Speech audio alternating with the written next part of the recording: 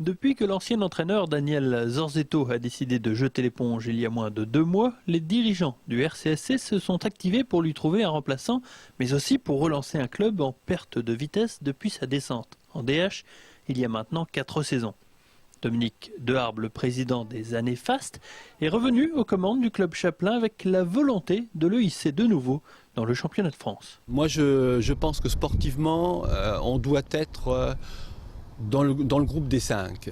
Je mets 2 clubs un petit peu au-dessus, Cézanne et Épernay. On espère toujours que Cézanne finira dans les meilleurs deuxièmes pour ne plus avoir qu'Épernay, parce qu'on sait aussi que la deuxième place peut être une place pour l'accession.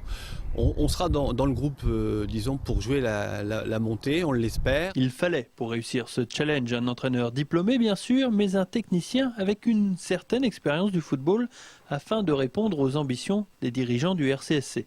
Il pense l'avoir trouvé en désignant Hervé Papavero, qui connaît particulièrement bien la région, puisqu'il avait entraîné Châlons en Champagne il y a 6 ans, lors de la montée en CFA2. Je voulais aussi revenir en Champagne-Ardenne après un petit exode en Picardie. Le problème de la Champagne-Ardenne, c'est qu'il n'y a pas énormément de clubs de CFA2 et de peu de clubs qui en CFA2, c'est un petit peu trop loin de chez moi.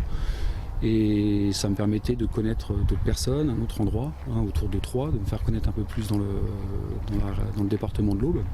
Et c'est un club aussi qui a quand même déjà une certaine histoire, qui a réussi à accéder et à se maintenir pas mal d'années en CFA. On peut penser qu'il y a un potentiel. Lors de la saison prochaine, l'ancien directeur administratif du Stade de Reims sera assisté d'une équipe administrative compétente pour l'accompagner au quotidien. Dominique Deharbre a su fédérer l'apport de nouveaux dirigeants pour structurer correctement le club. Et lorsque Claude Legrand a pris la présidence, l'équipe était très réduite. Ça veut dire quoi, une équipe réduite? Ça veut dire qu'il était sur tous les fronts et donc qu'il n'a pas travaillé sereinement, qu'il n'a pas pu faire tout ce qu'il y avait à faire non plus.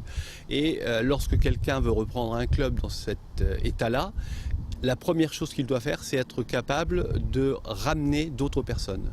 Et mon premier travail, ça a été effectivement d'essayer, en tout cas, de consolider l'équipe administrative. D'où la présence de 2 vice-présidents. Le RCSC espère bien se donner les moyens de remonter dans la hiérarchie du football afin de mériter son titre de 2e meilleur club du département derrière les Stacks.